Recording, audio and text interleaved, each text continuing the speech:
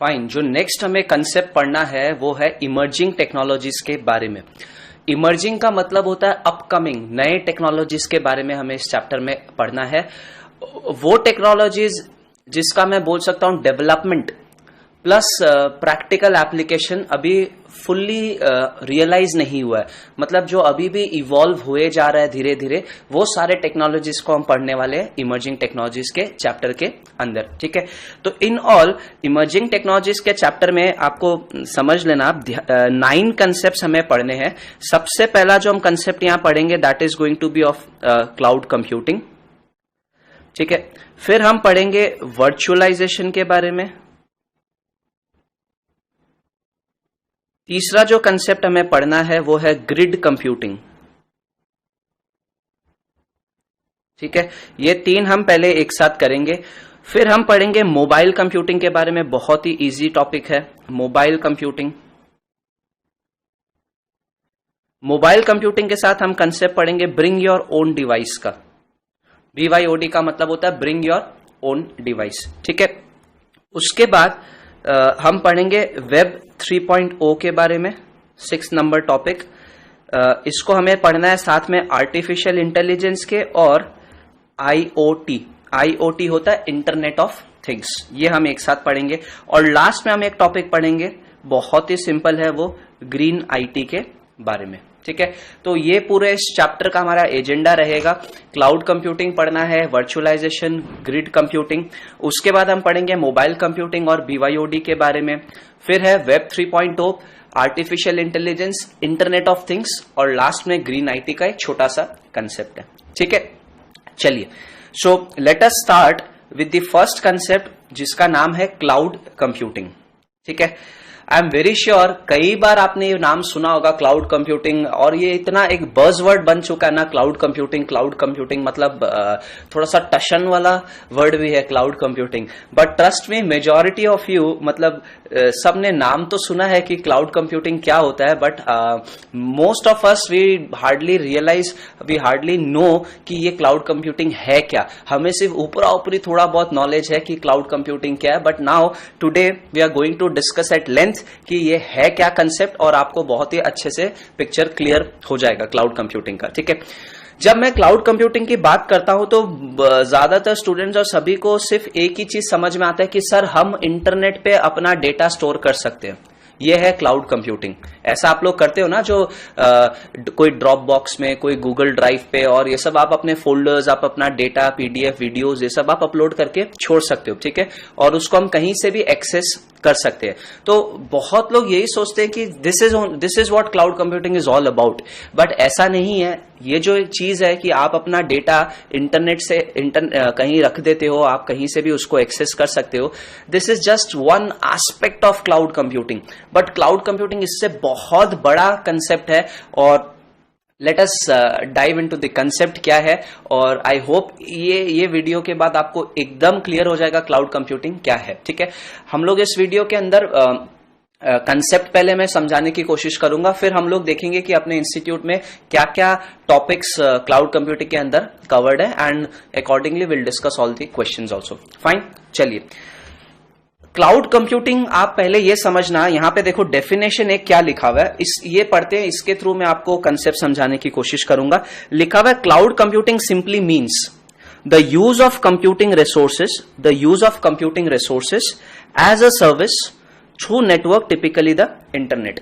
The cloud computing simply means use of computing resources as a service through network, typically the internet. ठीक है, ये definition पे फिर से आएंगे, बट यहां लिखा हुआ क्या है, cloud computing simply means the use of computing resources, word है एज अ सर्विस और थ्रू अ नेटवर्क जो कि इंटरनेट रहेगा। ठीक है, आप क्लाउड कंप्यूटिंग को मैं पूरा समझाने के लिए लेट अस कंपेयर, एक सिनेरियो में आपको देता हूं, उसको हम कंपेयर करते हैं। ठीक है, पूरा क्लाउड हम इसी से समझ लेंगे। सपोज आपके पास 2 सिचुएशन है कि या तो आपको खुद का कार लेना है, ठीक है, या फिर हम रेंट पे ले लेंगे, या उससे बेटर भी क्या, लेट अस टेक ओला उबर एवरी टाइम। ये 2 सिचुएशंस को आपको इवैल्यूएट करने। ठीक है, ये क्या, मैं कहां से किधर लेके गया आपको, हम कार के बारे में डिस्कस कर रहे हैं और ट्रस्ट भी ये थोड़ा सा कंसेप्ट से ही आपको क्लाउड को मैं कनेक्ट कराऊंगा, ठीक है। अब ये हमारे पास सिचुएशन है कि आपको रेंट पे कार लेना है, या और भी बेटर है ओला उबर शॉफर ड्रिवन कार आपको मिल रहा है, या फिर आपको खुद की कार रखनी है, ठीक है। अब एक चीज मुझे बताओ, ये दोनों डिसीजन जब हमें इन दोनों में चूज करना है तो क्या क्या फैक्टर्स हमें दिमाग में आएगा, ठीक है। अच्छा, जब हम ओन कार की बात करते हैं, हमें अपना खुद का कार खरीदना है, तो मुझे बताओ इनिशियल जो कॉस्ट लगेगा, कार का जो कॉस्ट होगा, जो अपफ्रंट कैपिटल कॉस्ट होगा, वो किसको बेयर करना पड़ेगा? कैपिटल कॉस्ट ऑब्वियसली आप कार खरीद रहे हो तो आपको देनी पड़ेगी कैपिटल कॉस्ट, बिल्कुल। अच्छा, कार को चलाने के लिए जो रनिंग एंड मेंटेनेंस कॉस्ट होगा, रनिंग कॉस्ट हो गया, मेंटेनेंस, उसका बार बार सर्विसिंग, ये सब कराओ, तो मेंटेनेंस कॉस्ट भी किसको बेयर करना पड़ेगा? आपको, ठीक है। And on top of that, ये कैपिटल कॉस्ट के अंदर आप सोचो फिर कार का इंश्योरेंस, फिर कार का रजिस्ट्रेशन कराओ, रोड टैक्स दो, ये सब कई सारे टेंशन है, ठीक है। तो लेकिन मजा तो है ओन कार का, चलो कोई बात नहीं, but at the same time you will have to incur capital cost, maintenance cost, insurance हर साल रिन्यू कराओ, हर साल आपका टाइमली कार सर्विस हो जाना चाहिए, फिर हर 4-5 साल में मान लो आपका नंबर जो आपने लिया है वो एक्सपायर हो रहा है, तो आपको वापस से गवर्नमेंट को टैक्सेस पे के री रजिस्ट्रेशन कराओ, ये सब कुछ रहेगा, ठीक है। ऑन दी अदर हैंड आप अगर रेंटेड कार लेते हो, या अगर लेट्स से हम सिर्फ ओला उबर का सर्विसेज लेते हैं, तो पहले मुझे बताओ क्या कार आपका हुआ? क्या कार आपका नहीं है तो क्या आपको उस कार का कैपिटल कॉस्ट देना पड़ेगा? नहीं, ठीक है। क्या उस कार को मेंटेनेंस का कॉस्ट भी आपका है? बिल्कुल भी नहीं है, ठीक है। और लेकिन आपको जिस डेस्टिनेशन पे जाना है वहां पहुंच सकते हो कि नहीं? आपको सिर्फ क्या पे करना पड़ता है सर? रेंट पे करना पड़ता है।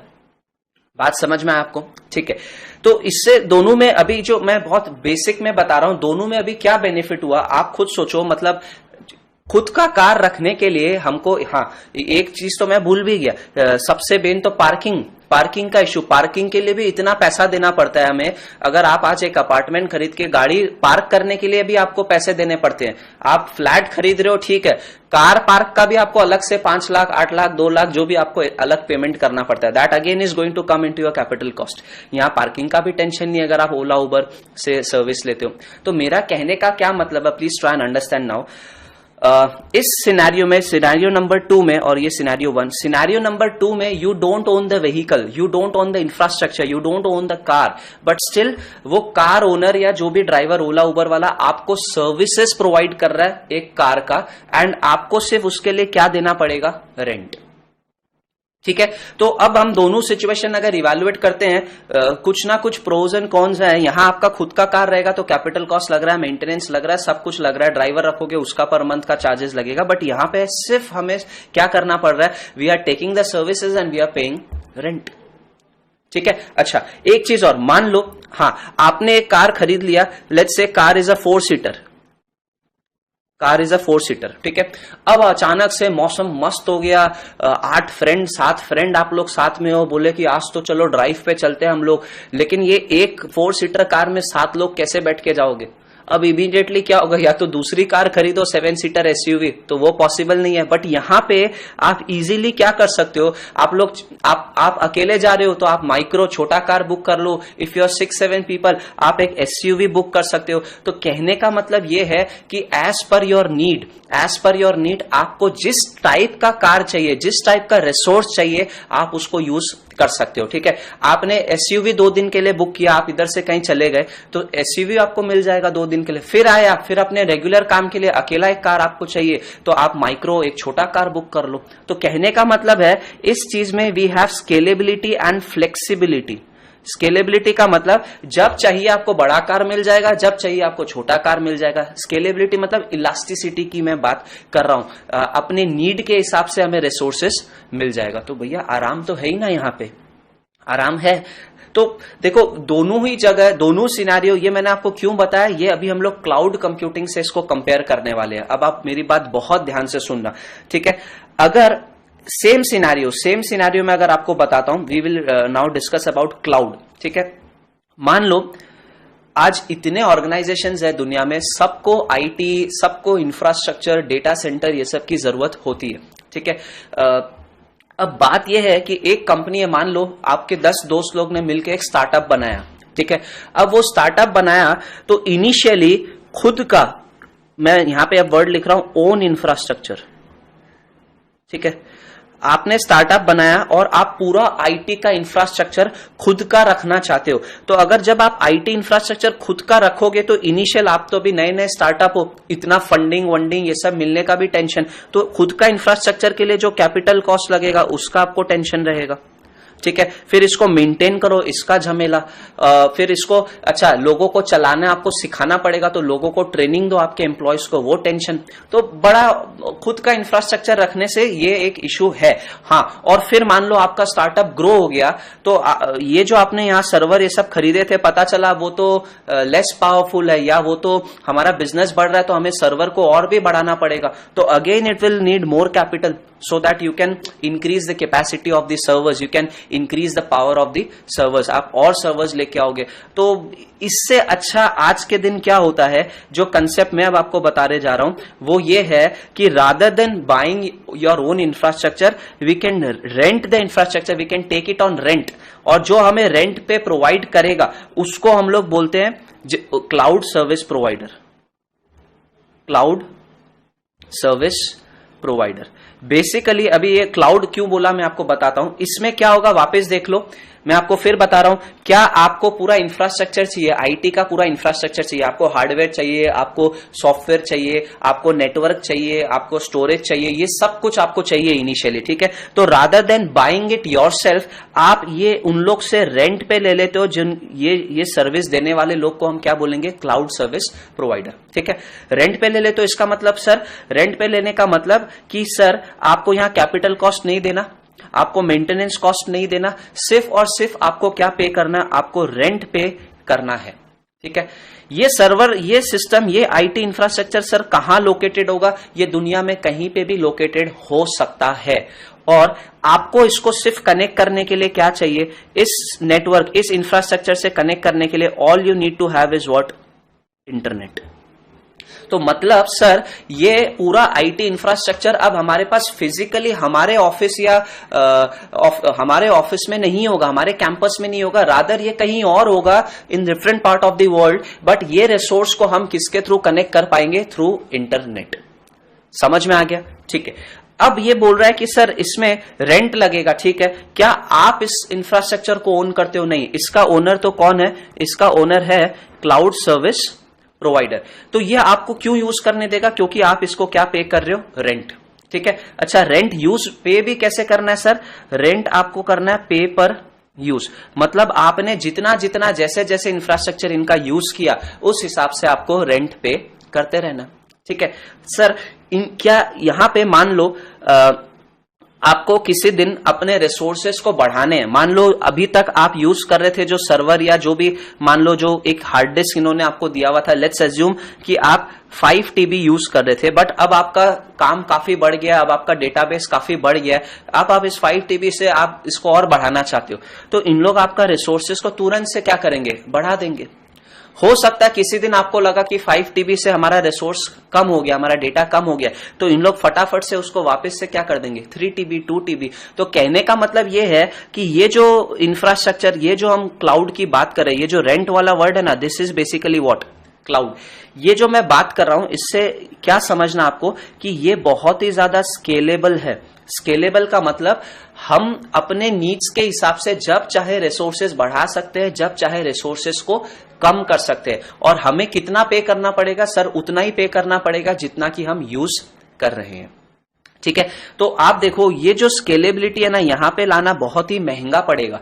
जब चाहे ज्यादा रिसोर्सेज ले आए, जब चाहे कम ले आए, तो ये तो यहां पे नहीं चलेगा। जितना रिसोर्सेज आप बढ़ाओगे आपको उतना कैपिटल कॉस्ट यहां पे इनकर करना पड़ेगा, ठीक है। मान लो आपने ऐसा करके 10 सर्वर खरीद भी लिए, फिर पता चला एक दिन अचानक से आपका काम खत्म कम हो गया, पता चला 3 ही सर्वर यूज आ रहे हैं, बाकी 2 आइडल पड़ा, तो क्या ये ऑप्टिमम यूटिलाइजेशन हुआ क्या रिसोर्सेज का, नहीं हुआ, ठीक है। बट यहां क्या होगा, जैसे जैसे आपको रिसोर्सेज चाहिए ये आपको प्रोविजन करते रहेंगे रिसोर्सेज का। जब रिसोर्सेज नहीं चाहिए तो आप रिसोर्सेज वापस से रिलीज कर सकते हो and you are going to be charged only for what you have used. ये बिगेस्ट एडवांटेज है क्लाउड का, ठीक है। मैं इसको क्लाउड क्यों बोल रहा हूं अब समझना प्लीज, वापस मैं बहुत क्लियर कर रहा हूं पिक्चर। एक तो ये जो क्लाउड मैंने वर्ड बोला ना, इसका मतलब कोई बादल वादल से कोई लेना देना नहीं है। ये जो इंफ्रास्ट्रक्चर है क्लाउड हम इसलिए बोल रहे हैं कि आप इसको कनेक्ट करोगे using the technology, using the network of internet, ठीक है। और इंटरनेट को ना बचपन में आपने अपने स्कूल के बुक्स में भी देखा होगा कि इंटरनेट को कोई भी डायग्राम ये सब में रिप्रेजेंट करते थे ना, तो वो एक बादल में ऐसा कर देते थे रिप्रेजेंट, ये ऐसा करके कुछ नेटवर्क डायग्राम बनाना होता था, तो ये हमारा इंटरनेट है। तो ये जो क्लाउड जो नाम है ना, ये इधर से ही डिराइव किया गया है, बादल वादल से कुछ लेना देना यहाँ पे नहीं है। Why are we calling it as cloud computing? अब प्लीज वापस से सुन लो, ये जो सेकंड मैंने आपको एग्जांपल दिया, यहां पे एक क्लाउड सर्विस प्रोवाइडर है, ये अपना इंफ्रास्ट्रक्चर, ये इसका बिजनेस है, इसके पास ऐसे खूब सारे इंफ्रास्ट्रक्चर होंगे, ठीक है। ये अपना इंफ्रास्ट्रक्चर आपको यूज करने देगा और आपको सिर्फ उसका रेंटल पे करना है। Are you getting my point? ठीक है सर, हम इनको क्यों रेंट दे, हम खुद भी तो खरीद सकते हैं, खरीदो ना, लेकिन इसमें क्या होगा, बहुत झमेला, इसमें आपको कॉस्ट, कैपिटल कॉस्ट आपको इनकर करना पड़ेगा, आपका मेंटेनेंस कॉस्ट रहेगा। सर आप अगर बहुत पैसे वाले ऑर्गेनाइजेशन हो तो भी करो, लेकिन जैसे जैसे बिजनेस बढ़ेगा आपको नंबर ऑफ सर्वर्स, आपका इंफ्रास्ट्रक्चर भी ग्रो होगा, तो और पैसा आपको इसमें डालते रहना पड़ेगा। इससे अच्छा आज के कंसेप्ट क्या बोलता है कि तुम अपना बिजनेस में ध्यान दो, ये आईटी वाईटी का ध्यान किस पे कौन रखेगा? आपका क्लाउड सर्विस प्रोवाइडर। इनको आपको सिर्फ क्या देना है? रेंट देना है, वो भी कैसा देना है? पे पर यूज, ठीक है। और भी हम कुछ कुछ चीजें इसके बारे में पढ़ेंगे, but for the time being एक बार आप वापस से डेफिनेशन पे आओ। क्लाउड कंप्यूटिंग का डेफिनेशन यहाँ पे क्या लिखा हुआ है उस पे हम आते हैं, फिर मैं आपको अभी सिर्फ हम लोग कंसेप्ट की बात करने वाले हैं। तो cloud computing means the use of word क्या है? Computing resources. कंप्यूटिंग रिसोर्सेज का मतलब सर आपको सीपीयू भी मिलेगा, आपको रैम भी मिलेगा, आपको ऑपरेटिंग सिस्टम भी मिलेगा, आपको हो सकता है अलग अलग टाइप के एप्लीकेशंस भी मिले। आपको जो चीज लेना है रेंट पे आप ले सकते हो, ठीक है। क्लाउड को आप ऐसा समझना ना, एक बहुत बड़ा आईटी का मॉल है, ये आईटी का शॉप हम बोल सकते हैं, आईटी का मॉल, और उसमें कई सारे ऑप्शंस है। आपको जो ऑप्शन लेना है आप ले लो, आप उसके हिसाब से उसका पे करते रहो। समझ में आया? ठीक है। तो cloud computing simply means the use of computing resources. Computing resources का मतलब हो गया सीपीयू, रैम, ऑपरेटिंग सिस्टम हो सकता है, एप्लीकेशंस हो सकते हैं। एज अ सर्विस वर्ड लिखा है, प्लीज ध्यान रखना, वर्ड है एज अ सर्विस। इन रिसोर्सेज को आप ओन नहीं करते, इन रिसोर्सेज को आप ओन नहीं करते। ओन कौन करता है सर? क्लाउड सर्विस प्रोवाइडर, और वो आपको सिर्फ एक सर्विस प्रोवाइड कर रहा है, जिसके लिए वो आपसे रेंटल भी चार्ज कर रहा है, ठीक है। So as a service through network, और वो नेटवर्क कौन सा होगा? मैंने आपको क्या कहा कि वो मॉल, क्लाउड के मॉल तक पहुंचने के लिए आपको क्या चाहिए? क्लाउड को शॉप तक पहुंचने के लिए आपको कौन सा नेटवर्क चाहिए? आपको इंटरनेट चाहिए, ठीक है। तो as a service through a network, क्या लिखा है? कौन सा नेटवर्क? टिपिकली द इंटरनेट, ठीक है। एक बार फिर से डेफिनेशन पढ़ते हैं, फिर मैं आपको कई सारे और एग्जांपल्स अभी दूंगा। What is cloud computing? देखो, cloud computing simply means the use of computing resources. हम कंप्यूटिंग रिसोर्सेज यूज कर रहे हैं, हमने खरीदा नहीं है, हम यूज कर रहे हैं एज अ सर्विस, और वो उसको यूज करने के लिए कौन सा नेटवर्क चाहिए? आपको इंटरनेट चाहिए। क्लियर है? ये क्या ये रिसोर्सेज हम ओन करते हैं? नहीं जी सर, ये रिसोर्सेज तो वो सर्विस प्रोवाइडर ओन करता है। जैसे गूगल हम बोल सकते हैं, गूगल ड्राइव आप यूज करते हो, अभी जो हमने फर्स्ट एग्जांपल लिया था, सबके दिमाग में जब मैं क्लाउड की बात करता हूं तो सिर्फ और सिर्फ स्टोरेज आता है। तो मैं एक बार उसी से एग्जांपल देता हूं। आप अगर गूगल के ड्राइव पे स्टोर कर रहे हो अपना डेटा, ट्राई एंड अंडरस्टैंड, तो वो डेटा कहीं ना किसी हार्डवेयर में तो है, किसी ना किसी हार्ड डिस्क में है, वो हार्ड डिस्क किसी ना किसी सीपीयू, सर्वर, कंप्यूटर से कनेक्टेड है। तो बेसिकली ट्राई एंड अंडरस्टैंड, आप वो उनका इंफ्रास्ट्रक्चर को ही तो यूज कर रहे हो। That is also a resource. क्या वो रिसोर्स के मालिक आप हो? नहीं, आप तो गूगल 15 GB तक आपको फ्री देता है, उसके बाद अगर आपको यूज करना है तो यू हैव टू पे। और कितना पे करना है? जितना आपका यूसेज हो, पे पर यूज, ठीक है। तो आप गूगल ड्राइव को क्या बिना इंटरनेट कनेक्ट कर सकते हो? बिल्कुल भी नहीं। तो हमें उस ड्राइव तक कनेक्ट करने के लिए, उस कंप्यूटिंग रिसोर्स को कनेक्ट करने के लिए कौन सा नेटवर्क चाहिए? हमें इंटरनेट चाहिए। Are you getting my point? ठीक है, चलो। अच्छा, मैंने आपको एक चीज अभी और बताई कि इसको हम लोग क्लाउड वर्ड क्यों बोलते हैं, बादल से कोई लेना देना नहीं है। तो एक बस छोटा सा पॉइंट देखो, the internet is typically represented in network diagrams as cloud. The term cloud computing gets its name from the internet. ठीक है, चलो ओके। अब एक चीज मुझे बताओ, अब हम लोग कुछ कुछ एग्जांपल्स यहां पे और लेते हैं। मैंने आपको यहां पे तो सिर्फ एक बेसिक चीज बताया कि खुद का कार और रेंटेड कार, ओला उबर, शॉफर ड्रिवन कार, ये इमेजिन कर लो। ये एनालॉजी से आपको क्लाउड समझ में आ जाएगा। उबर ओला का आप सर्विस यूज कर रहे हो, कार आपकी नहीं है, आपको डिजायर्ड डेस्टिनेशन तक वो पहुंचा देता है, बिल्कुल ना। तो ओनर उसमें हो सकता है और ड्राइवर ही हो कार का, आप सिर्फ उसके रिसोर्स को यूज किया आपने, ठीक है, एंड यू पे अकॉर्डिंगली। तो ये हमारा क्लाउड का आप एनालॉजी इसके कंपेयर कर सकते हो। ठीक है, अच्छा, अब कुछ कुछ बातें और मैं आपको बताता हूं। सपोज लेट अस से नाउ ये हमारा क्लाउड सर्विस प्रोवाइडर है, ठीक है, ओके, और इसके पास ये इंफ्रास्ट्रक्चर है, ठीक है, और ये इंफ्रास्ट्रक्चर को यूज करने के लिए कई सारे ऑर्गेनाइजेशंस है। मान लो ऑर्गेनाइजेशन ए है, अलग अलग कंपनीज है। इन लोग सब कंपनीज को क्या चाहिए, लेट्स से 4 कंपनी है हमारे पास, इन सब कंपनीज अलग अलग जगह ये लोकेटेड है, इनको सबको आईटी इंफ्रास्ट्रक्चर चाहिए। तो इन लोग ने क्या सोचा कि rather than buying building and maintaining their own infrastructure, let us take the infrastructure on rent from home, cloud service provider. ठीक है, तो अब इन्होंने क्या किया, इन्होंने मान लो ये ए बैठा है कहीं इंडिया में, ये बैठा है यूके में, ठीक है, ये बैठा है यूएसए में, ये बैठा है ऑस्ट्रेलिया में।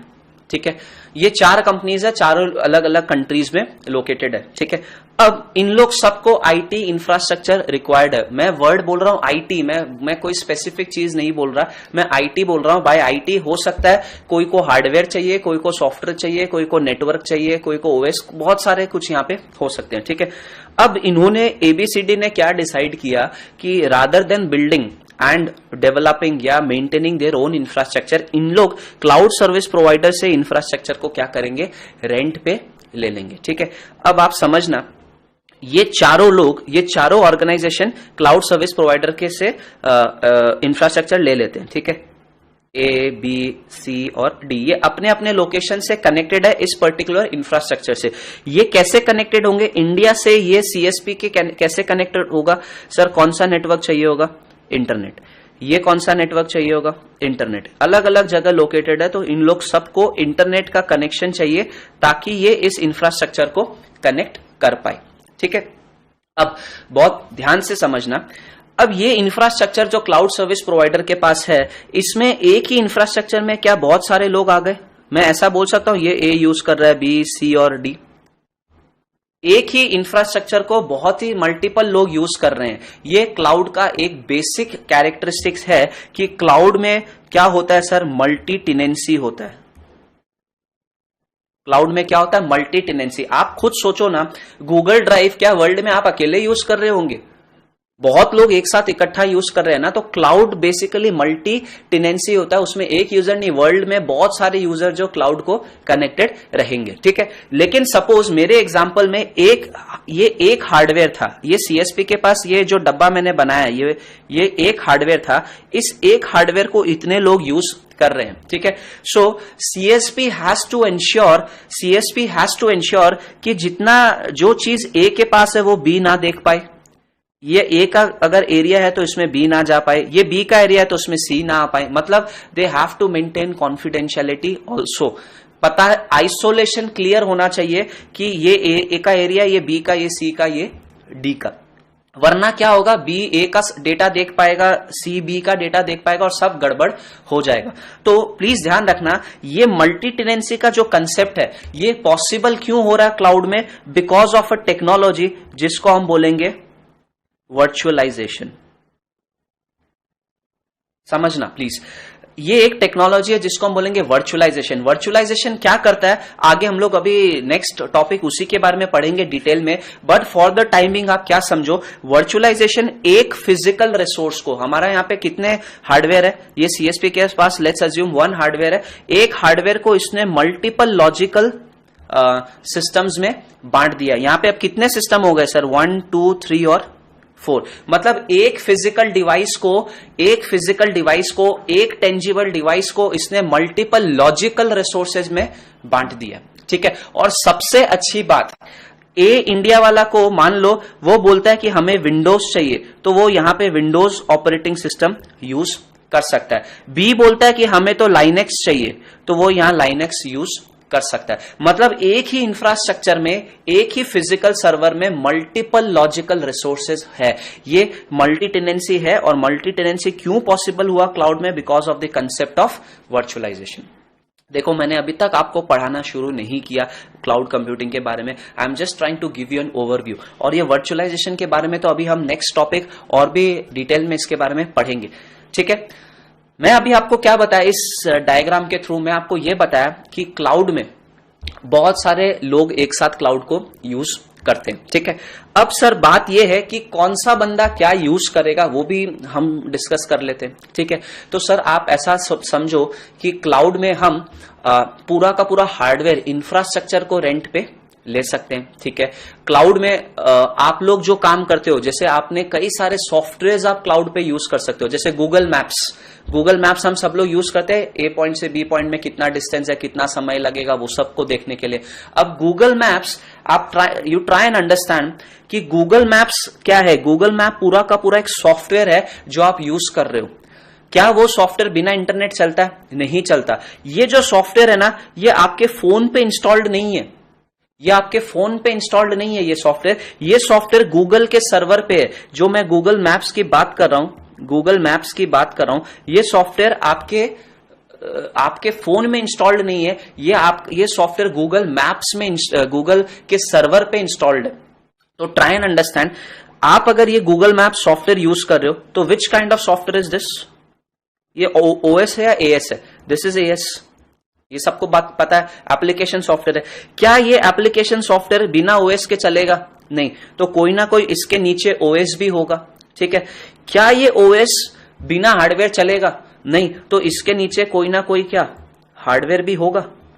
तो आप ये बात ध्यान रखो कि तुम अपने मोबाइल फोन को यूज करके जब गूगल मैप्स को कनेक्ट करते हो ना, तो you are ultimately using Google Maps software तो यूज कर रहे हो, लेकिन indirectly you are also using the underlying OS and the hardware, क्योंकि इसके बिना तो सॉफ्टवेयर चल ही नहीं सकता। बात समझ में आती है? तो आप देखो गूगल मैप्स को यूज करना, इट इज एन एग्जांपल कि आप क्लाउड में क्या यूज कर रहे हो, you are using a software, और इसको हम लोग बोलते हैं सॉफ्टवेयर एज अ सर्विस। ठीक है, हाँ मैंने आपको बोला आपके फोन पे फिर जो सर गूगल मैप्स का छोटा सा ऐप है वो क्या है, ध्यान रखना फ्रेंड्स, वो ऐप है, वो बेसिकली कोई गूगल मैप्स का पूरा सॉफ्टवेयर नहीं है, वो सिर्फ एक इंटरफेस है, जो आपको हेल्प करता है डायरेक्टली कनेक्ट करने को, किसको? गूगल मैप्स के सर्वर को। आप खुद सोचो ना, आपके फोन में जो गूगल मैप्स का जो ऐप है ना, वो कितना एमबी का है? 18 MB 20 MB। आपको लगता है पूरे दुनिया का मैप 18 MB 20 MB में सारा डेटा आ जाएगा?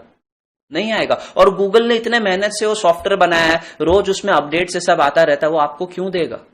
आपके पास पूरा सॉफ्टवेयर नहीं है। The app which you have is just an interface which lets you connect to the Google Maps server directly.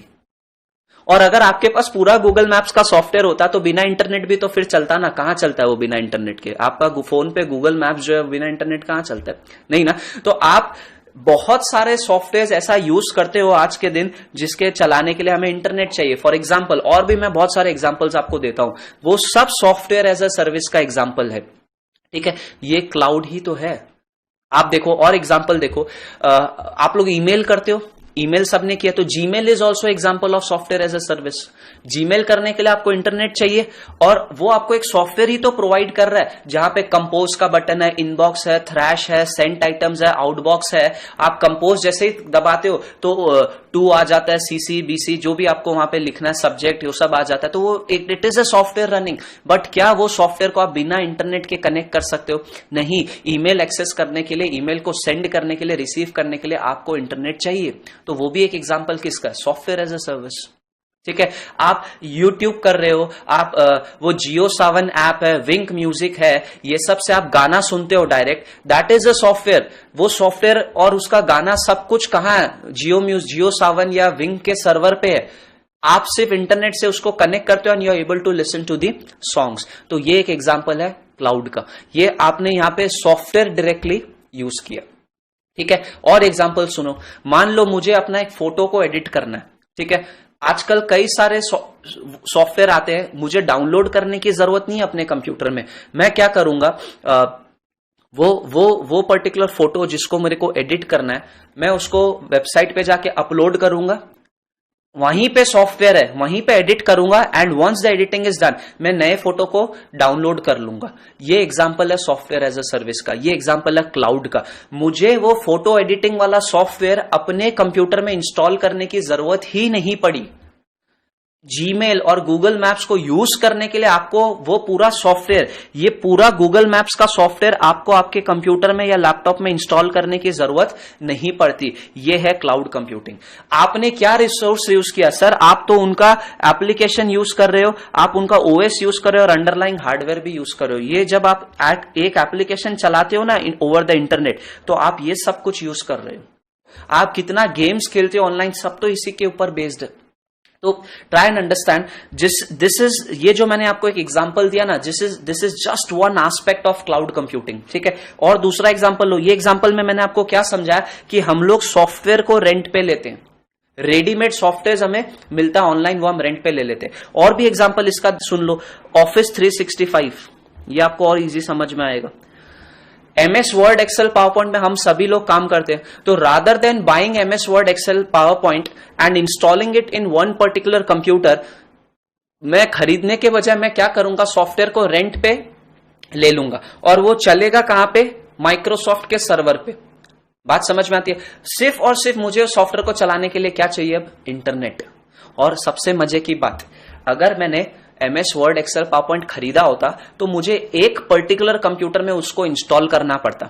ठीक है। और मैं फिर उस सॉफ्टवेयर को इसी कंप्यूटर से चला सकता जिसमें वो इंस्टॉल किया हुआ है।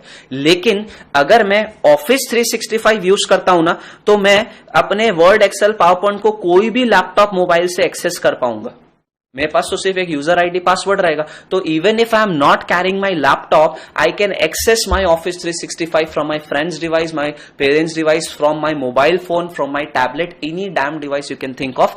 Only requirement is that particular device needs to have internet connection. ठीक है। तो ये मैंने जो एग्जांपल्स आपको दिए, ये क्या था कि ये सॉफ्टवेयर आप रेंट पे ले रहे हो। ठीक है। सिमिलरली आप ऐसा सोचो ना कि मुझे बहुत सारा हार्डवेयर चाहिए, हार्डवेयर, मैं ऐसा काम कर रहा हूं कि मुझे काफी बड़ा इंफ्रास्ट्रक्चर चाहिए और मेरे पास इतना पैसा नहीं है कि मैं यह इंफ्रास्ट्रक्चर खुद से बनाऊं। ठीक है। तो क्या होगा, मैं सेकेंड इंस्टेंस जो आपको दे रहा हूं, इसका नाम है infrastructure as a service. Infrastructure मैं क्या करूंगा, सिर्फ और सिर्फ इन हार्डवेयर को क्या कर सकते हैं हम लोग, रेंट पे ले लेंगे और मैं इसको मान लो इंडिया से बैठ के ये हार्डवेयर, ये सर्वर होगा या जो भी रहेगा, नेटवर्क रहेगा, उसको मैं सिर्फ यूज करूंगा। ठीक है। अब इस हार्डवेयर के ऊपर कौन सा ओएस डालना है, ये कौन डिसाइड करूंगा? ये मैं डिसाइड करूंगा। फिर इसके ऊपर हमें कौन कौन से एप्स डालने हैं, वो भी मैं डिसाइड करूंगा। तो basically I am only renting what portion, I am only renting the hardware portion. तो इसको हम लोग बोलेंगे infrastructure as a service. Are you able to get this? तो आपको ये मन में आएगा एक बात कि सर हम ज्यादा सर्विस किस में ले रहे हैं, बड़ा सर्विस और हार्डवेयर यहां रेंट पे ले रहे हैं और यहां पे तो हम सिर्फ सॉफ्टवेयर ले रहे थे। बट ऐसा नहीं है। ट्राई एंड अंडरस्टैंड, ज्यादा सर्विसेज आप इसमें ले रहे हो, क्योंकि अगर आप सॉफ्टवेयर को रेंट पे ले रहे हो ना, try and understand, you are using the underlying OS also and you are using the underlying hardware also. But यहां पे हम सिर्फ और सिर्फ क्या चीज को रेंट पे ले रहे हैं? हार्डवेयर को। हम अपने पसंद से ओएस को डालेंगे और अपने पसंद से जितने हमें एप्लीकेशंस डालने हैं उसको हम डालेंगे। बट अब क्या होगा, ये हार्डवेयर मेरा नहीं है, मैंने सिर्फ इसका रेंट दिया है।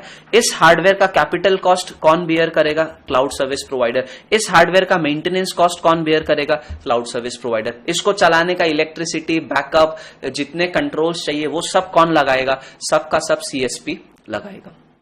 Are you able to get this? So ये क्लाउड कंप्यूटिंग है, और सिर्फ अपना डेटा क्लाउड पे रख देना इज नॉट क्लाउड कंप्यूटिंग। हम क्लाउड कंप्यूटिंग पे बहुत सारे रिसोर्सेज यूज करते हैं as a service. Let's go through the definition once again. मैंने क्या बोला? क्लाउड कंप्यूटिंग में हम क्या यूज कर रहे हैं? The use of computing resources as a service. As a service क्यों? क्योंकि we don't own the infrastructure, it is owned by the CSP and we are just using the resources by paying rent. ठीक है, तो cloud computing एक definition solid कर लो। It simply means the use of computing resources as a service through networks, typically the internet. ठीक है, okay. ये भी मैंने पॉइंट आपको बता दिया कि क्लाउड नाम कहां से आया, क्योंकि बचपन में the internet is typically represented in network diagrams as a cloud. The term cloud computing gets its name from internet. ठीक है, अब मैंने ये बात आपको पॉइंट नंबर 3 पढ़ो। Cloud computing is a combination of software based and hardware based computing resources. क्या software भी आप यूज कर सकते हो? बिल्कुल, आपको रेडीमेड सॉफ्टवेयर मिल सकता है, आप उसको डायरेक्टली यूज करो। आपको सिर्फ हार्डवेयर चाहिए, आप हार्डवेयर यूज करो। तो it is a combination of both software based and hardware based computing resources delivered through a network service. और ये नेटवर्क सर्विस कौन सा है सर? हमारा इंटरनेट। ठीक है, ओके। ये बात समझ में आती है आपको? चलिए, ठीक है, ओके। अब एक बार हम पहले यहां पे ये पॉइंट पढ़ेंगे कि क्लाउड कंप्यूटिंग में क्या फायदा है। देखो, with cloud computing companies can scale up to massive capacities in an instant. अगर आपका रिक्वायरमेंट तुरंत बहुत ज्यादा बढ़ गया, मान लो आपका बिजनेस अचानक से बहुत बढ़ गया, तो आपको और सर्वर्स ये सब खरीदने की जरूरत नहीं है, आपको और पैसे कैपिटल कॉस्ट लगाने की जरूरत नहीं है। आप तो सिर्फ क्या करोगे? आप नए रिसोर्सेज रिक्वेस्ट कर लोगे, only you have to pay the rental. ठीक है, okay. So with cloud computing companies can scale up to massive capacities in an instant without having to word क्या है, आपको नए इंफ्रास्ट्रक्चर में इन्वेस्ट नहीं करना। अच्छा, आप इंफ्रास्ट्रक्चर खरीद के लाते हैं तो उसको चलाना कैसे, उसका मेंटेनेंस कैसे होगा, उसको लोगों को आपको सिखाना भी पड़ता, ट्रेनिंग, तो ये कॉस्ट भी बच जाएगा। मैंने आपको ये बोला कि आप MS Word, Excel, PowerPoint खरीदने के बजाय उसको भी आप क्या कर सकते हो? रेंट पे यूज कर सकते हो। तो खरीदने में जो आपको लाइसेंस कॉस्ट देना पड़ता, जब आप सॉफ्टवेयर खरीदते हैं पैकेज सॉफ्टवेयर, तो आपको लाइसेंस कॉस्ट देना पड़ता है ना, तो वो भी आपका क्या होगा? बच जाएगा। तो ये लाइसेंस कॉस्ट भी बच गया। ठीक है, तो with cloud computing companies can scale up to massive capacities in an instant without having to invest in new infrastructure. Training नहीं देना पड़ता लोगों को, और लाइसेंस की का पैसा भी हमारा बच जाएगा। ठीक है, ओके। अभी भी कंसेप्ट में बहुत कुछ बाकी है क्लाउड में। हम अभी इसका कैरेक्टरिस्टिक जब पढ़ेंगे तो आपको और क्लियर हो जाएगा। ठीक है, so let's understand the characteristics of cloud computing. उसके बाद दोबारा I will come to the basics वाला टॉपिक और उसको एक बार हम लोग रीड करेंगे। Now let us understand the characteristics of cloud computing. और इन कैरेक्टरिस्टिक्स को पढ़ते हुए, समझते हुए आपको ओवरऑल क्लाउड का कंसेप्ट भी और क्लियर होगा। ठीक है, सो फर्स्ट कैरेक्टरिस्टिक है इलास्टिसिटी एंड स्केलेबिलिटी। मैंने आपको कहा था कि क्लाउड में जब चाहे हम रिसोर्सेज अपने नीड के हिसाब से बढ़ा सकते हैं और अपने नीड के हिसाब से कम भी कर सकते हैं। रिसोर्सेज का मतलब, सर मैं जब चाहूं अपना स्टोरेज बढ़ा सकता हूं, जब चाहूं अपना प्रोसेसर को अपग्रेड कर सकते हैं, जब स्टोरेज का काम खत्म हो गया तो वापस से वो स्टोरेज को हम रिलीज कर सकते हैं। तो कहने का मतलब है कि क्लाउड कंप्यूटिंग में, आपको याद है वो एनालॉजी जो मैंने आपको एक्सप्लेन किया था कार वाला, खुद का कार खरीद लिया, तब तो मान लो आपने एक छोटा कार खरीद लिया 4 सीटर, तो अब आपको तो उसी में जैसे तैसे भी सब कुछ 2-4 साल तो निकालना पड़ेगा। लेकिन अपन ने वो रेंटल वाले में एक एग्जांपल पढ़ा था ना कि मान लो 6-7 फ्रेंड मिलके अचानक से मन बना लिए कि इधर जाते हैं, तो we can book an SUV, right? So we have that scalability, जब चाहे जैसा रिसोर्स हमें चाहे वो हमें मिल सकता है। ठीक है, तो इलास्टिसिटी एंड स्केलेबिलिटी में देखो अंदर क्या लिखा हुआ है, cloud computing services give us the ability to expand, please word ध्यान रखना, जब चाहे हम रिसोर्सेज एक्सपैंड कर सकते हैं एंड रिड्यूस भी कर सकते हैं resources according to the specific user का रिक्वायरमेंट। फिर से मैं लाइन पढ़ रहा हूं, cloud computing gives us the ability to expand and reduce the resources according to the specific service requirement. For example, we may need a large number of server resources for duration of a specific task. कोई एक काम करने के लिए मान लो हमने अपने portal पे सेल लगाया और सेल लगाया तो बहुत सारे कस्टमर्स आ गए, तो ड्यूरिंग द सेल पीरियड हो सकता है हमें एडिशनल सर्वर्स चाहिए हो।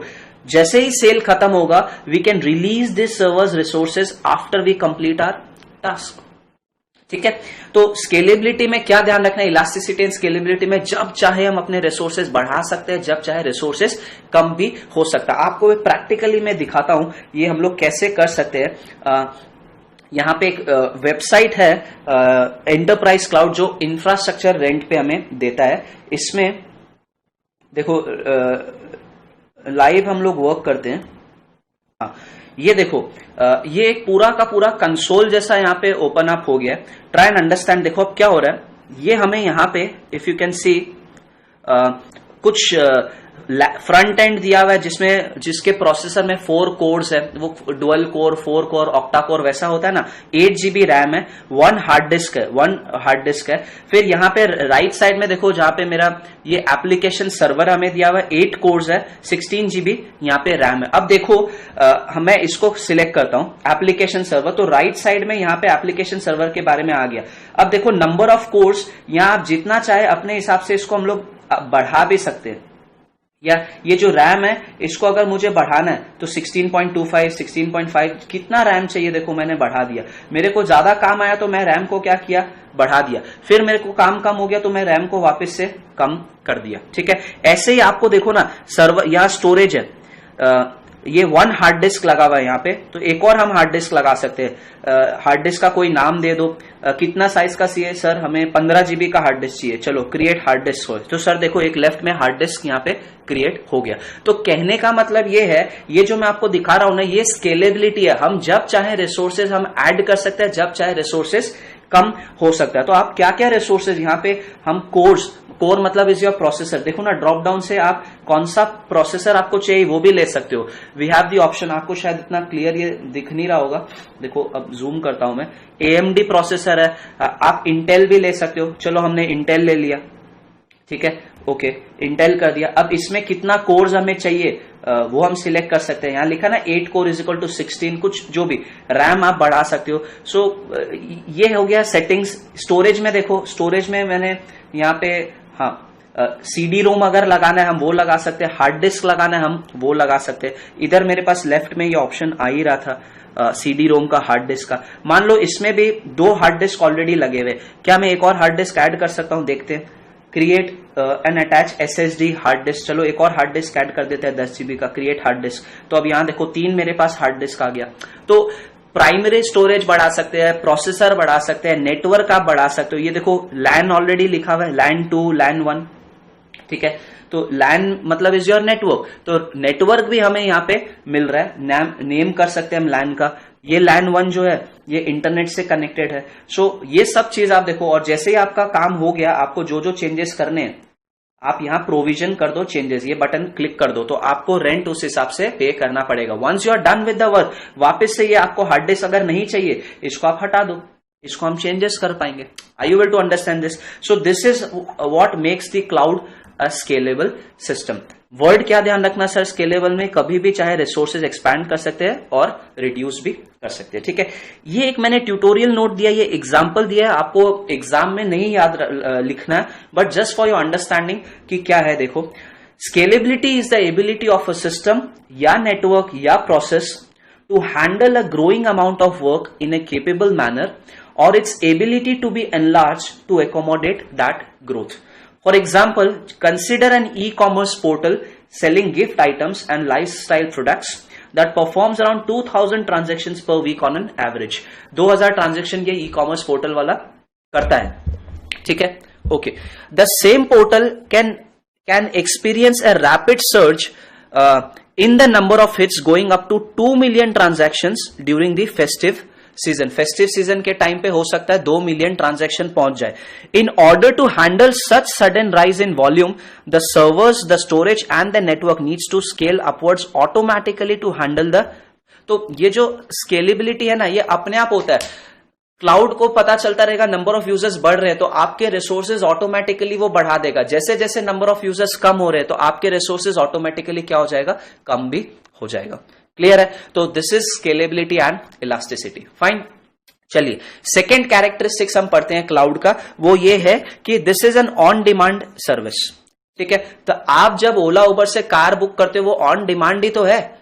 क्या वो कार तुम्हारे लिए परमानेंट आके खड़ा हो जाता 15 दिन के लिए? नहीं ना. So these are on demand services. क्लाउड में जो भी आप सर्विसेज लेते हो they are your on demand service and since you don't own them, वो तो सीएसपी ओन करते हैं, तो they are not the permanent parts of our IT infrastructure. हमें जब ज्यादा रिसोर्सेज चाहिए ज्यादा रेंट पे ले लो, जब नहीं चाहिए तो छोड़ दो. तो पॉइंट देखो, because we invoke cloud services only when we need them, they are not the permanent parts of the IT infrastructure. This is significant advantage for cloud as opposed to internal IT services. Please ध्यान रखना, ये word mark करना, they are not the permanent parts of our IT infrastructure. हमने खरीद के नहीं रखा, हमारे ऑर्गेनाइजेशन के IT इंफ्रास्ट्रक्चर का परमानेंट पार्ट नहीं है. जब चाहिए तब लो, जब नहीं चाहिए रिलीज कर दो. So that is why we say कि ये ऑन डिमांड सर्विस है, जब आपको चाहिए आप इसको ले सकते हो. तो दो कैरेक्टरिस्टिक्स क्या क्या हो गया, इलास्टिसिटी एंड स्केलेबिलिटी पढ़ा. दूसरा हमने क्या पढ़ा, ऑन डिमांड. ठीक है. तीसरा है रेजिलेंसी, बहुत ही इंपॉर्टेंट पॉइंट. अब देखो क्या लिखा हुआ है. सपोज मैं फिर से एक एग्जांपल देता हूं. मान लो इधर बनाते हैं, आपने एक पूरा डेटा सेंटर, आपने पूरा इंफ्रास्ट्रक्चर खुद का रखा हुआ है. ठीक है. इसको बनाने का कॉस्ट आपका था, मेंटेनेंस कॉस्ट आपका, आपको इस पे बैकअप लेना पड़ेगा. और मान लो कोई सर्वर कुछ भी खराब हो गया तो आपके पास और कोई ऑल्टरनेटिव नहीं है. लेकिन सीएसपी वाले का ये बिजनेस है, उनके पास एक सर्वर नहीं मल्टीपल सर्वर्स होते हैं. तो इवन इन केस कोई एक पर्टिकुलर सर्वर या कुछ खराब हो गया, आपको पता भी नहीं लगने देंगे वो, और आपका काम ऑटोमेटिकली इससे कनेक्ट हो जाएगा. तो basically I mean to say resiliency क्या है, देखो, availability of the server is suppose to be high and more reliable as the chances of infrastructure failure are minimal. और इंफ्रास्ट्रक्चर फेल हो भी जाता है तो दे हैव रिडंडेंट सर्वर्स. बहुत मल्टीपल सर्वर्स है. आपने देखा फेसबुक सर्वर खराब हो गया तो फेसबुक 15 दिन चला नहीं, ऐसा नहीं होता. उनके सर्वर्स भी खराब होते हैं, but because they have multiple servers, they have redundant servers with them, आपका सर्विसेज में इंपैक्ट नहीं आता. Are you able to get this? Fine. तो पॉइंट देखो क्या लिखा हुआ, मैंने एक ट्यूटोरियल नोट दिया, वो समझो. यहां दो वर्ड आपको पहले रेजिलेंसी में ध्यान रखना है. क्या कि सर्वर का availability high and they are more reliable. Availability क्यों हाई है सर?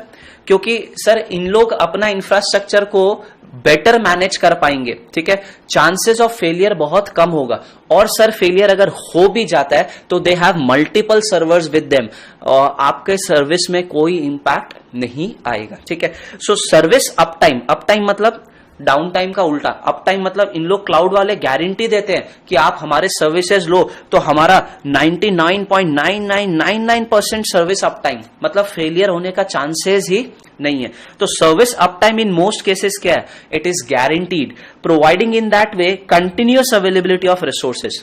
अब क्या लिखा है देखो, the various cloud vendors typically use, ये मेन रीजन है देखो, use multiple servers for maximum redundancy. मतलब इनके पास मैक्सिमम बहुत सारे सर्वर्स है. ये सर इनका धंधा है, बिजनेस है, तो इनके पास तो 10, 20, 50 लाखों सर्वर्स होंगे. आप तो जब खुद अपना इंफ्रास्ट्रक्चर लगाओगे, एक सर्वर रख लिया, 2 रख लिया, और कितना रखोगे, और उन 2 में खराब हो गया तो बैठे रहो जब तक वो बंदा एएमसी वाला आएगा नहीं, ठीक करने नहीं आएगा. तो उस केस में आपका डाउन टाइम हो सकता है. But in case of cloud chances of down time is minimal. इन लोग कितना अप टाइम आपको गारंटी कर रहे हैं, देखो ना, इतना अप टाइम, और क्या चाहिए जीवन में. ठीक है. So in case of system failure, इनके यहां सिस्टम फेल हो भी जाता है तो alternative instances are automatically spawned on the other machines. मैंने कहा ना, एक सिस्टम खराब हो भी गया तो आपको तुरंत इससे कनेक्ट कर दिया जाएगा, आपका वर्क इस पे माइग्रेट कर दिया जाएगा और आपको पता भी नहीं चलेगा. This is the power of cloud computing, right. So 3 point हमने क्या क्या पढ़ लिया, 3 कैरेक्टरिस्टिक। सबसे पहला मैंने आपको बताया इलास्टिसिटी एंड स्केलेबिलिटी। उसके बाद ऑन डिमांड, मतलब these are not the permanent parts of our IT infrastructure. तीसरा वर्ड है रेजिलेंसी। सर रेजिलेंसी में 2 वर्ड ध्यान रखना, और ये पॉइंट जो है ना, ये एग्जाम में स्टूडेंट भूलते भी है, इसको खासकर ध्यान रखना है। रेजिलेंसी का मतलब chances of availability and reliable भी ये ज्यादा है, ठीक है। उसके बाद है मल्टी टेनेंसी। क्या मैंने आपको थोड़े देर पहले ये समझाया था कि क्लाउड में सर मल्टीपल यूजर्स कनेक्टेड रहते हैं। ये देखो, ये अपन ने समझा था मल्टी टेनेंसी रहेगा, लेकिन एक टेनेंट को दूसरा का काम ना दिखे उसके लिए प्रॉपर हमारे पास क्या होना पड़ेगा, आइसोलेशन होना पड़ेगा। ये आइसोलेशन सर किस टेक्नोलॉजी के कारण किया जाता है, ये किया जाता है वर्चुअलाइजेशन के कारण। और मैं ये बोल सकता हूं कि वर्चुअलाइजेशन एक टेक्नोलॉजी है जो क्लाउड में काम आता है। Cloud and virtualization are not the same thing. We'll discuss on virtualization in the upcoming session. But for the timing आप ये ध्यान रखो कि क्लाउड में मल्टी टेनेंसी है, मतलब क्लाउड को बहुत यूजर्स एक बार में यूज करते हैं। और बट इन सब में आइसोलेशन के लिए हमें आइसोलेशन होना चाहिए, जिसके लिए हम वर्चुअलाइजेशन करते हैं, ठीक है। तो पॉइंट देखो, मल्टी टेनेंसी में क्या दिखना आपको, यहां लिखा है क्लाउड सर्विस प्रोवाइडर। एक बार यहां वर्ड पढ़ो, पब्लिक क्लाउड सर्विस प्रोवाइडर। ये पब्लिक क्या, अभी आपको थोड़ी देर में समझ में आ जाएगा। हम different types of cloud computing पढ़ेंगे, तो उसमें पब्लिक क्या है, प्राइवेट क्या, आपको मैं समझाऊंगा। But for the time being, public cloud service providers often can host the cloud services for multiple users within the same infrastructure. जो ऊपर डायग्राम बनाया, एक ही इंफ्रास्ट्रक्चर है, लेकिन इसको सर मल्टीपल यूजर्स यूज करेंगे, लेकिन ए को बी का काम, बी को सी का काम नहीं दिखना चाहिए। तो ये जो डब्बा फिजिकली एक है, लॉजिकली मेरे पास यहां 3 सिस्टम्स आ गए। ये क्यों पॉसिबल हुआ, because of the technology of virtualisation, ठीक है। So server and storage isolation may be physical और वर्चुअल डिपेंडिंग ऑन द, तो आप ये ध्यान रखना, public cloud service providers can often host cloud services for multiple users within the same infrastructure. Sir ये क्यों हुआ, बिकॉज ऑफ, आप नोट कर लो, वर्चुअलाइजेशन, ठीक है। चलो, उसके बाद तो बड़ा सिंपल पॉइंट है पे पर यूज। पे पर यूज का क्या मतलब है, मैंने आपको बोला हम क्लाउड में जितने टाइम के लिए रिसोर्सेज यूज करेंगे उस हिसाब से हमें पेमेंट करना पड़ेगा। So we pay for cloud services only when we use them, चाहे वो शॉर्ट टर्म हो चाहे लॉन्ग ड्यूरेशन का। तो जैसे जितना आप यूज करोगे उतना आपको पे करना है रेंटल्स। इससे अच्छी बात तो और हो ही नहीं सकती, ठीक है। चलो, और एक लास्ट पॉइंट, लास्ट कैरेक्टरिस्टिक जो हमें क्लाउड का पढ़ना है वो है वर्कलोड मूवमेंट, ठीक है। पहले तो मैं आपको कुछ ये पॉइंट पढ़ाने से पहले एक वर्ड बताता हूं जिसको ऐसे हम लोग समझ सकते हैं, डेटा सेंटर, ठीक है। डेटा सेंटर वर्ड क्या, देखो डेटा सेंटर वो जगह है, वो इंफ्रास्ट्रक्चर है जहां पे अब बहुत सारे सर्वर्स पड़े हुए रहते हैं। गूगल का सब डेटा सेंटर है जहां इतने सारे सर्वर्स है। आपका जीमेल, आपका फेसबुक में, इंस्टाग्राम पे आप जो फोटोज लगाते हो, कहीं ना कहीं वो किसी ना किसी इंस्टाग्राम के सर्वर में पड़ा हुआ है।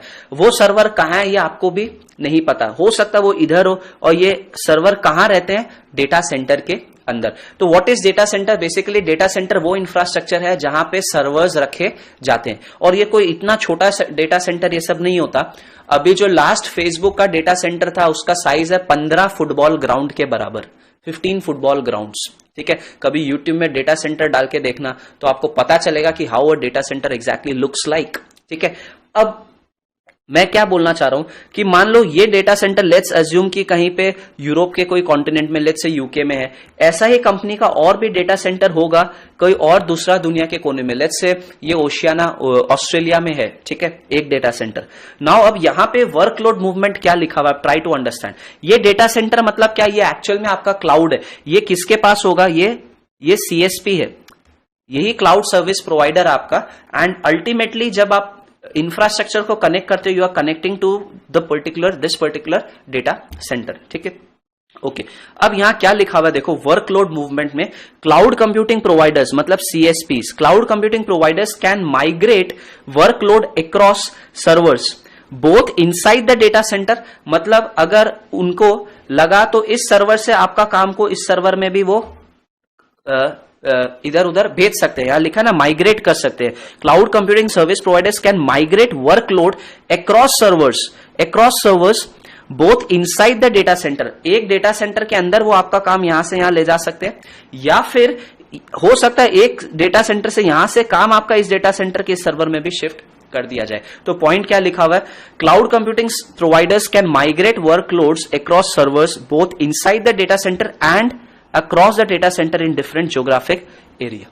ये क्यों पॉसिबल है, ये मैं आपको आगे बताऊंगा कंसेप्ट, ये क्यों जरूरी होता है। मान लो मैं आपको ऐसा बोलता हूं कि कॉस्ट के कारण हो सकता है या कोई लीगल रेगुलेटरी रीजंस हो सकते हैं। मान लो ये सर्वर को यहां पे चलाने का कॉस्ट कम है, इस पर्टिकुलर कंट्री में कॉस्ट कम है, तो हो सकता है आपका काम को कुछ समय तक यहां पे शिफ्ट कर दिया गया हो और आपको पता भी नहीं चलेगा। ठीक है, मैं आपको फिर से बोल रहा हूं, देखो जीमेल या फेसबुक या इंस्टाग्राम, ये सब जो आप करते हो, आपका डेटा, आपका पिक्चर्स कहां अपलोडेड है, कहां स्टोर्ड है, ये आपको मतलब ही नहीं रहता। कभी जानने की कोशिश करे हो आपने कि आपका जीमेल में जितना सेंट आइटम्स है, इनबॉक्स है, गूगल के कौन से सर्वर पे पड़ा है? नहीं। As long as you are getting the services, you are happy, you are least bothered about the location कि आपका डेटा कहां पड़ा हुआ है। Are you getting my point? तो इन लोग क्लाउड सर्विस प्रोवाइडर वाले आपका डेटा, आपका कंटेंट हो सकता है विद इन डेटा सेंटर भी एक सर्वर से दूसरे में डाल दे, या फिर अक्रॉस डेटा सेंटर्स भी भेज दे। ये एक कैरेक्टरिस्टिक्स है क्लाउड कंप्यूटिंग का। ठीक है, अच्छा, ये ऐसा क्यों करेंगे सर? हो सकता है यहां पे कॉस्ट कम आ रहा हो, इस कॉन्टिनेंट में इस डेटा सेंटर को ऑपरेट करने का कॉस्ट कम आ रहा हो, या एक और रीजन हो सकता है रेगुलेटरी, आपका ये जो डेटा पड़ा था वो इस कंट्री में अलाउड नहीं है रखना, तो हम इधर रख देंगे। कोई भी रीजन हो सकता है। ठीक है, तो guys we are done with the characteristics of cloud computing. क्या क्या कैरेक्टरिस्टिक्स बताए एक बार फिर से देख लो। पहला जो कैरेक्टरिस्टिक्स आपने पढ़ा, इलास्टिसिटी एंड स्केलेबिलिटी। दूसरा है ऑन डिमांड। ऑन डिमांड में प्लीज ये वर्ड ध्यान रखना कि they are not the permanent parts of our IT infrastructure. तीसरा पॉइंट क्या ध्यान रखते हैं, रेजिलेंसी। रेजिलेंसी का मतलब सर इसका अवेलेबिलिटी हाई है, खराब भी हो गया तो हमें पता भी नहीं चलेगा, because they have multiple servers as backup with them, तो अवेलेबिलिटी भी हाई है। दो वर्ड ध्यान रखना सर, रिलायबिलिटी हाई है और अवेलेबिलिटी भी हाई है। Availability of the service is suppose to be high and also reliable. दो वर्ड प्लीज ध्यान रखना, हाई अवेलेबिलिटी एंड रिलायबिलिटी। ठीक है, मल्टी टेनेंसी में एक क्लाउड में बहुत सारे यूजर्स एक बार में एक्सेस कर पाते हैं, बट प्रॉपर आइसोलेशन होना जरूरी है। वो सर कैसे पॉसिबल होगा? Because of virtualization. उसके बाद पढ़ा पे पर यूज, ये बहुत ईजी है, आप लिख पाओगे। फिर है वर्कलोड मूवमेंट, किसको करना पड़ेगा? सीएसपी को करना पड़ेगा। कभी कभी आपका डेटा, आपका जो भी कंटेंट है वो एक सर्वर से with in one data centre दूसरे में वो माइग्रेट कर देते हैं, या फिर अक्रॉस डेटा सेंटर्स भी कर सकते हैं। तो ये 6 कैरेक्टरिस्टिक्स है क्लाउड कंप्यूटिंग का। ठीक है, नेक्स्ट जो हमें टॉपिक पढ़ना है ना, पहले हम पढ़ेंगे क्लाउड कंप्यूटिंग का कितने टाइप के क्लाउड कंप्यूटिंग एनवायरनमेंट है, पब्लिक, प्राइवेट, कम्युनिटी और हाइब्रिड के बारे में। फाइन।